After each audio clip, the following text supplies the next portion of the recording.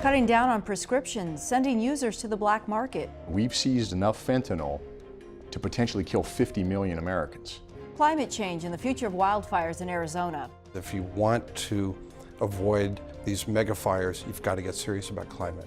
And years in the making, a photo worth waiting for, the first images of Bennu. It takes a number of minutes to get sent to the various places around Earth before we receive it here. Hello and welcome to Arizona360. I'm Lorraine Rivera. Thank you so much for joining us. We begin by revisiting the opioid epidemic. This week, Tucson Medical Center filed suit against 31 opioid distributors and manufacturers. It comes as data shows physicians in Arizona are writing fewer prescriptions.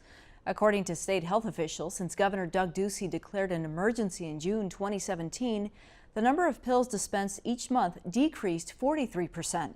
Going from more than 35,000 to just over 20,000 as of June 2018.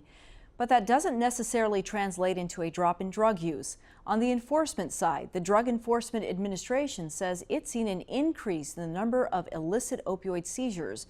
We learn more from Special Agent in Charge, Doug Coleman. We see a lot of fentanyl coming across the border here into Arizona now, and I think that that's directly related to the fact that the opioid prescription drugs are getting harder and harder to get. But we still have these addicted people out there that need to get their fix from someplace.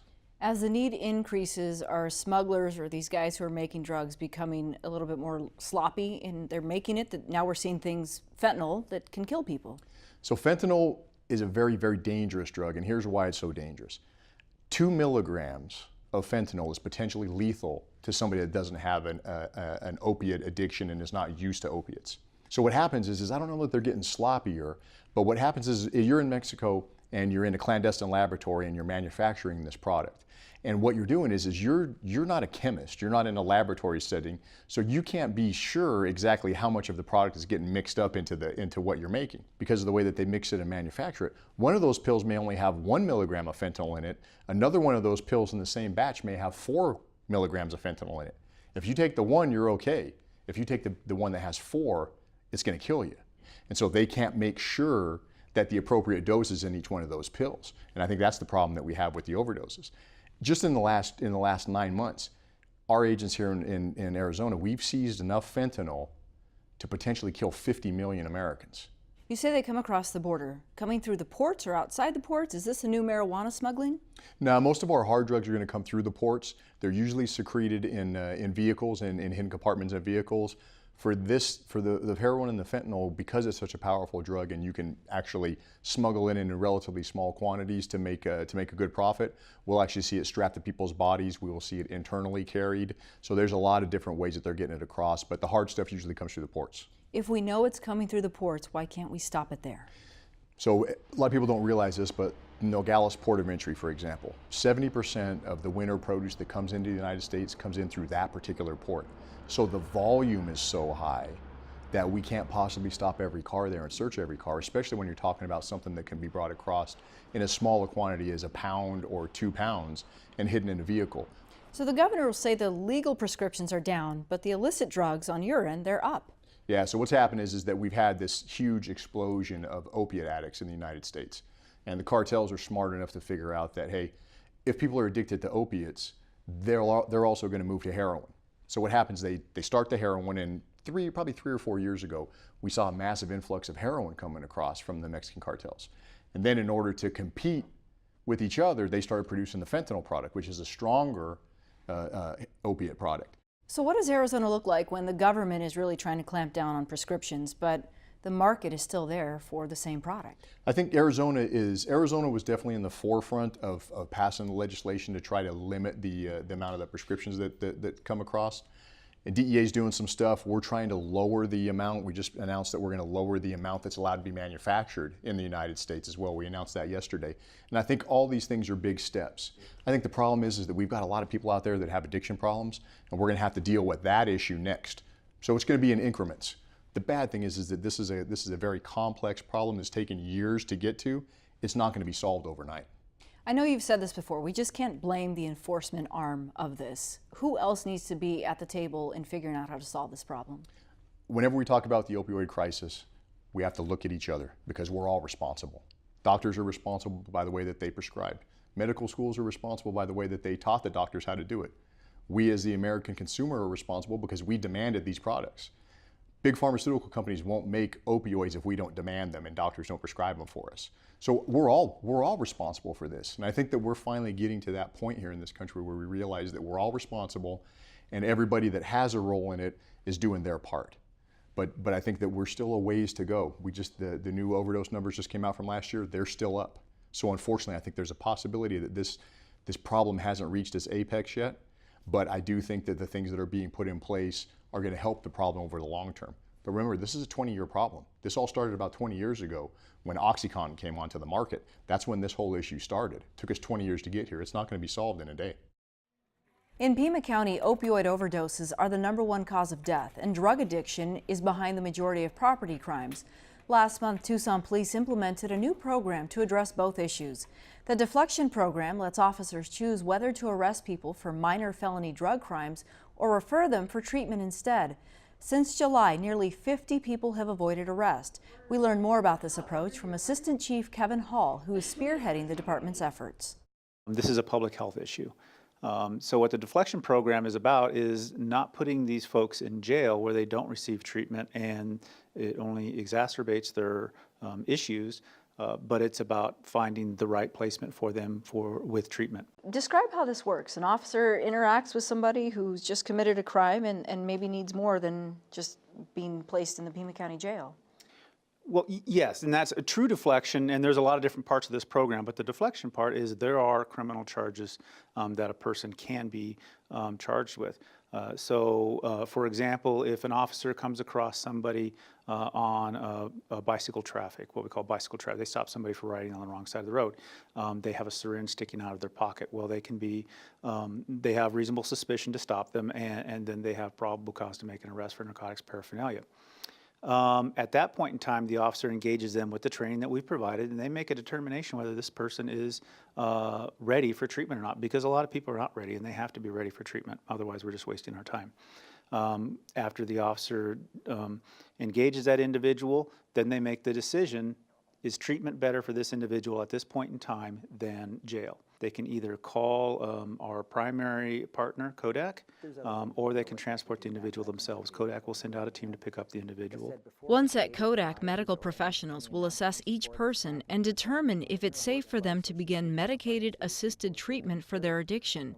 We learn more from Kodak's Vice President of Clinical Services, Dan Barden.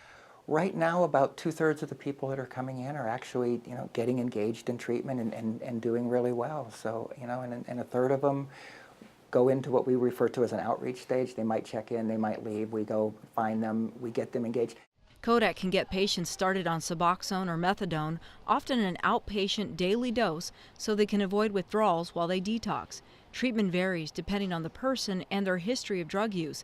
Some are treated in months, others take years.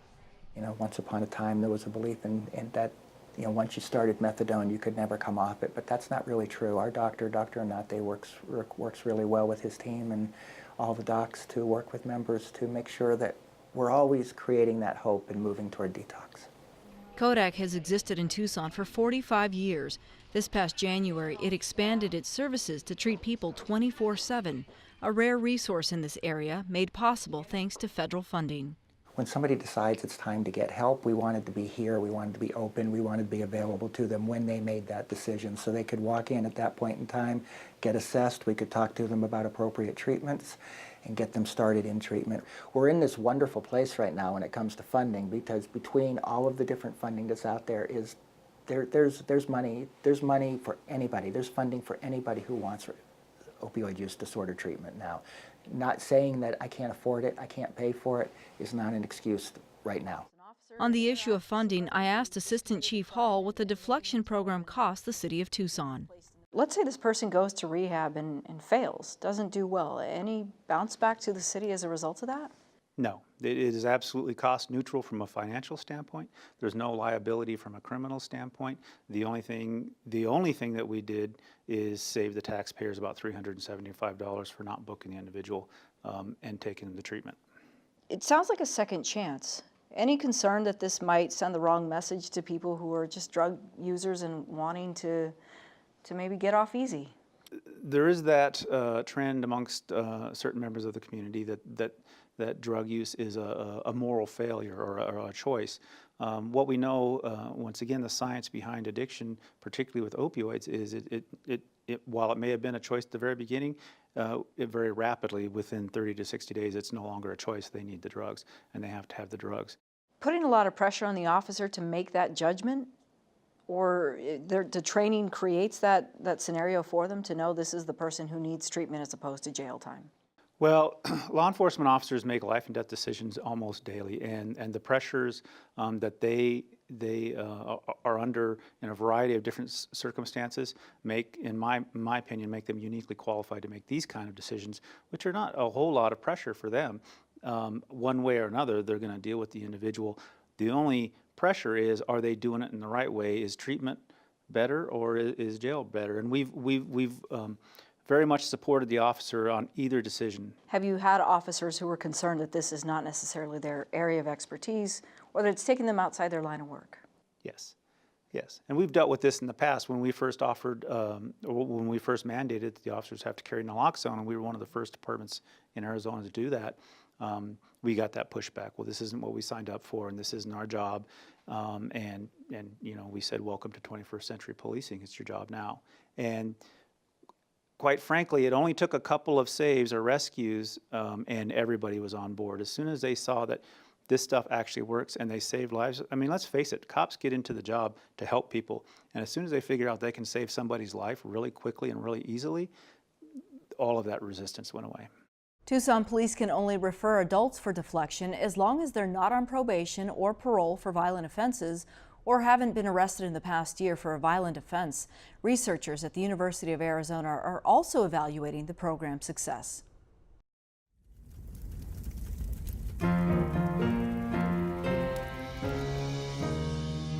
While unprecedented wildfires burn across California, Arizona largely avoided catastrophe during its dry season in spring, in part because of proactive restrictions at national forests that help minimize the risk. Meantime, hundreds of firefighters from Arizona have joined crews on the front lines in California, where the deadly fires have also sparked discussion about the role of climate change in their intensity and growth. It's an issue we explored with U of A professors Donald Falk and Michael Crimmins, both experts in wildfire behavior and climate change, respectively.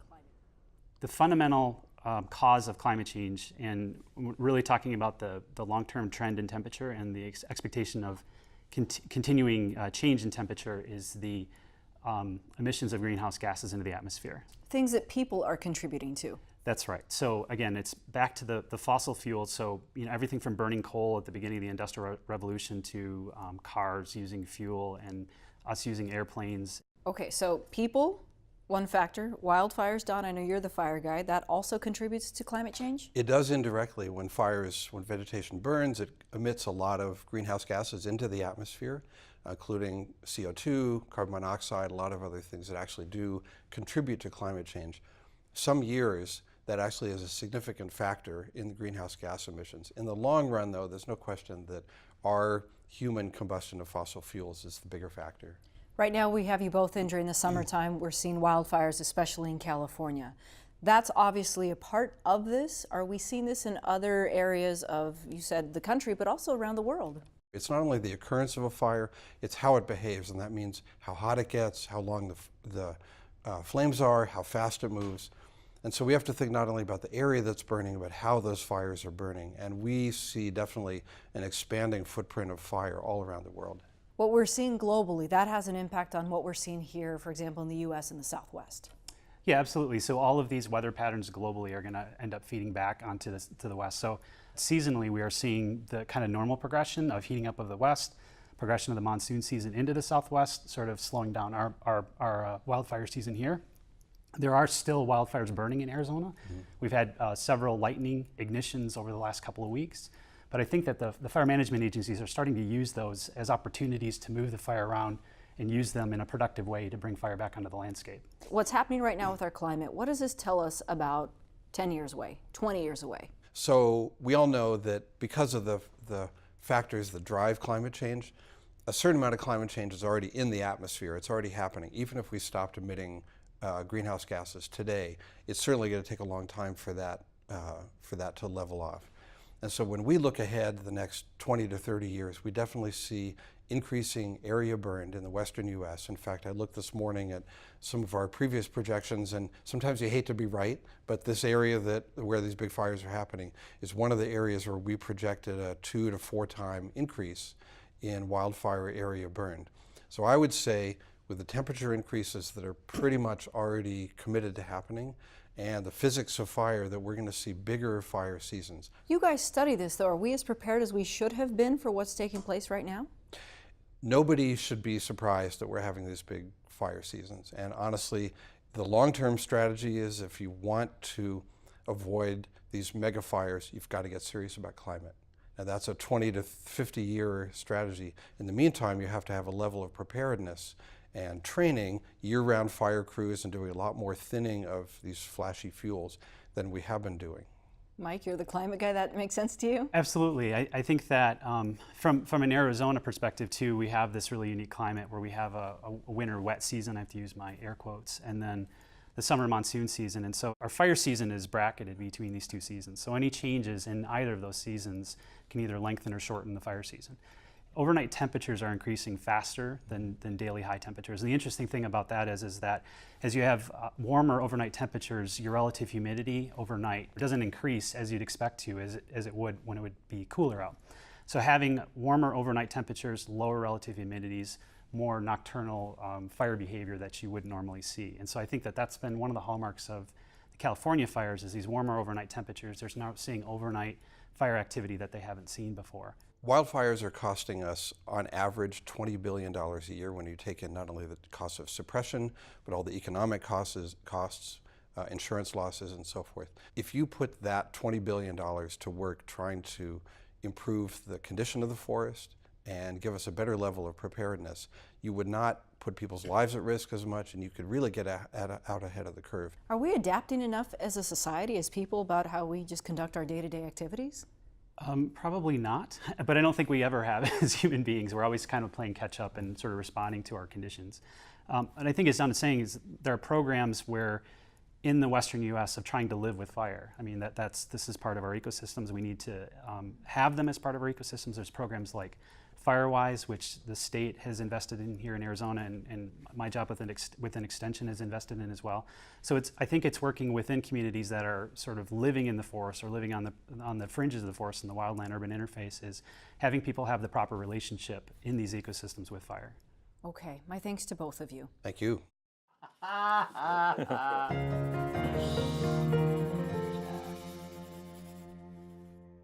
This month, the opinion pages of newspapers across the country had a united message defending modern journalism amid intensifying criticism from the president.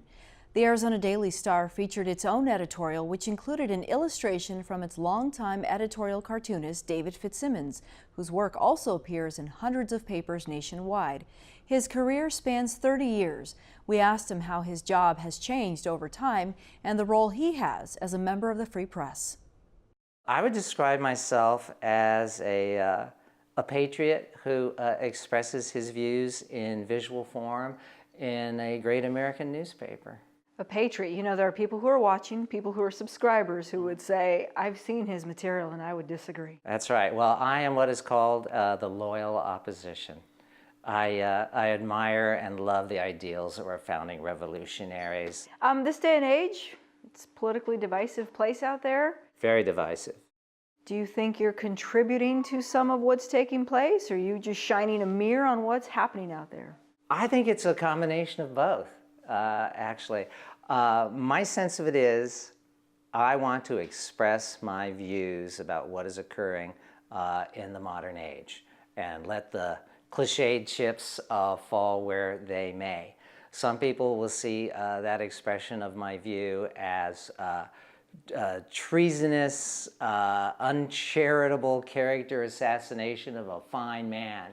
We're talking about the President of the United States. Others will see it as fair commentary in a perilous time. And either reaction makes me happy, because what I do want is for my work to provoke a reaction one way or the other. If I don't get mail, and in particular if I don't get hate mail, after a period of time I feel a little bit despondent. It's like I'm not doing my job. Some of the responses are available for all to hear. On Facebook, Fitzsimmons regularly plays voicemail from readers, both the good. I just wanted to tell you how much we appreciate your cartoons in the paper. Thanks for doing such a good job, and keep up the good work. And the bad.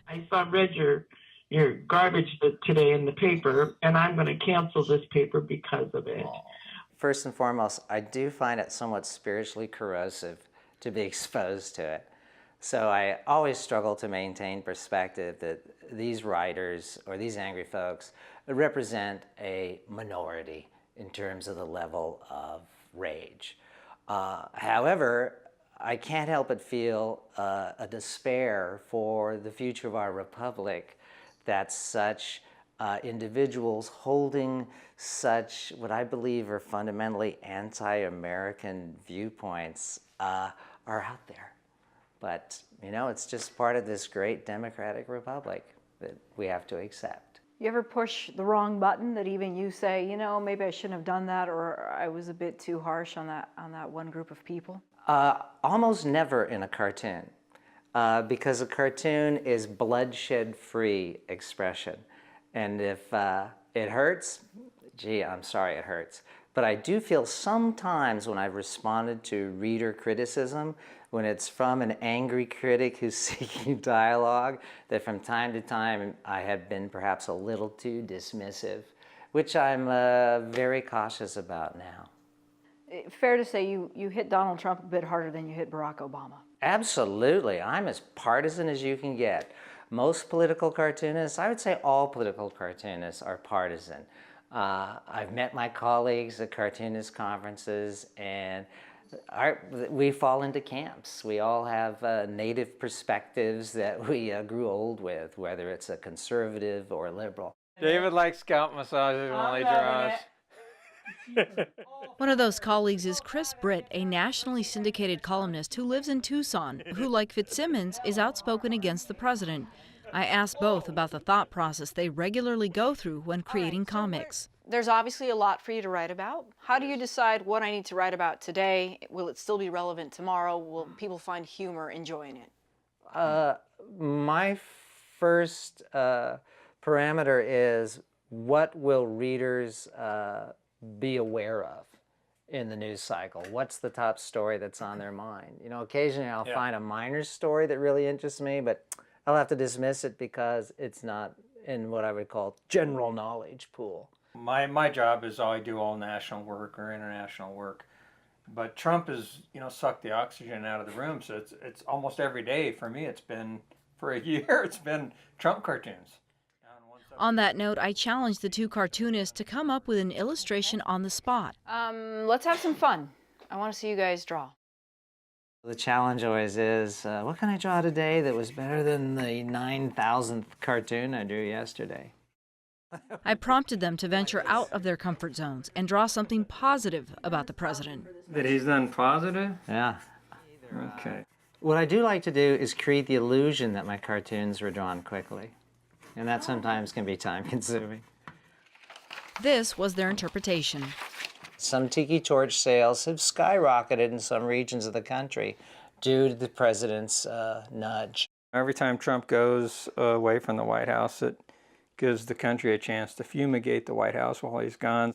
I feel that if anyone's going to hold an opinion that is a lightning rod or it's a fiery opinion, it has to be the editorial cartoonists. The editorial cartoonists are the canary in the coal mine. We are the provocateurs, and I happily take up that task.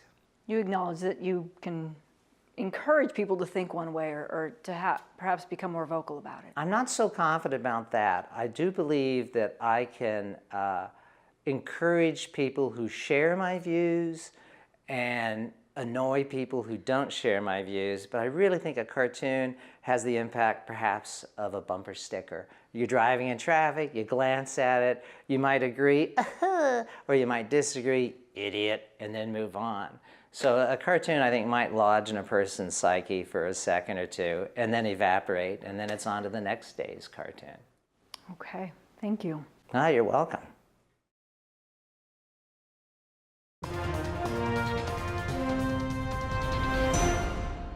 This month marks a milestone for NASA's asteroid sample return mission OSIRIS-REx. You'll remember the unmanned spacecraft is speeding toward the asteroid Bennu to collect samples to return to Earth in 2023. Now, nearly 2 years since its launch, U of A researchers leading the mission shared new photos of Bennu as the spacecraft begins to approach its target. We launched back in September 2016, and after about 2 years of travel, we're finally close enough to the asteroid where we can actually see it. It will just look like a star moving among the other stars. We're about 2 million kilometers or 1.2 million miles out, to put that in a little more layman's term, 5 Earth to Moon distances away from the asteroid. So now we just keep hitting reload until we get something. Well, the nice thing is we know exactly where the asteroid is because we've had years and years of ground-based observation, and we know where the spacecraft is. And so we know pretty much almost to the pixel on the camera where in the sky the asteroid should be. Actually, we're really close. We're still in the Milky Way, but we're moving away from the Milky Way. The observations get downlinked from the spacecraft, traveling at the speed of light to Earth here. Right now, it takes about just under 6 minutes to get from the spacecraft to the Deep Space Network here on Earth, and then it takes a number of minutes to get sent to the various places around Earth before we receive it here in the building.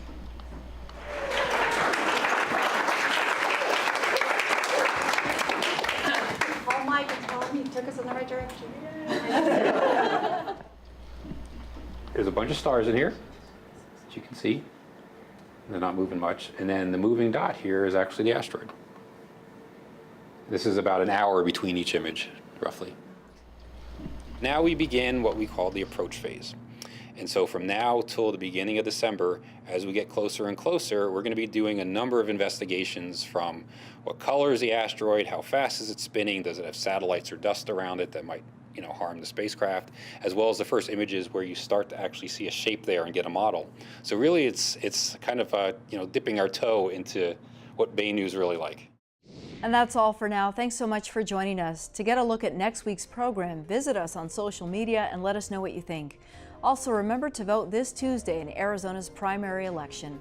We'll have more about the results next week. We'll see you then.